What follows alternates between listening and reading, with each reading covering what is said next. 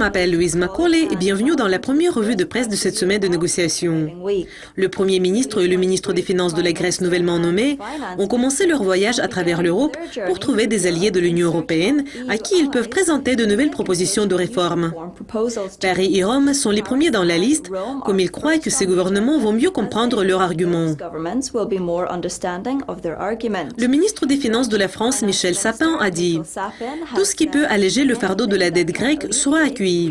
Mais il n'est pas évidemment question d'annuler la dette grecque. » D'autre part, la chancelière allemande Angela Merkel peut ne pas être aussi compréhensive. Elle affirme que il y a eu déjà l'annulation volontaire de la dette de la part des créanciers privés. Les banques ont déjà réduit 2 milliards les dettes de la Grèce. Le ministre des Finances Yanis Varoufakis affirme que la Grèce vivait un espoir du prochain prêt depuis 5 ans. Il a dit « Nous ressemblions aux toxicomanes ayant besoin de la dose suivante. Il est temps de mettre fin à la dépendance et de s'en abstenir. » On a rapporté que M. Varoufakis allait rejeter de nouveaux prêts dans le cadre du plan de sauvetage actuel qui expire à la fin de février. Il croit que la BCE devrait stimuler le système bancaire du pays jusqu'à ce qu'un nouvel accord soit atteint. M.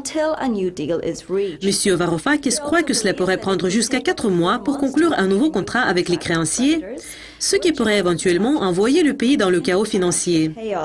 Toutefois, les fonctionnaires de l'Union européenne croient que la Grèce pourrait rembourser 4,3 milliards d'euros qu'elle doit au FMI d'ici la fin du mois. Mais après cela, sans le financement prévu par le plan de sauvetage, Athènes serait forcée à faire défaut. Cependant, le chef des finances de la Grèce croit qu'il est tout à fait possible d'établir des provisions de liquidité avec la BCE. Selon un responsable de l'Union européenne, tout le monde dans la zone euro veut un accord. Mais d'après leurs actions et leur rhétorique, le nouveau gouvernement laisse beaucoup de gens mécontents. Ils mettent eux-mêmes dans une situation impossible.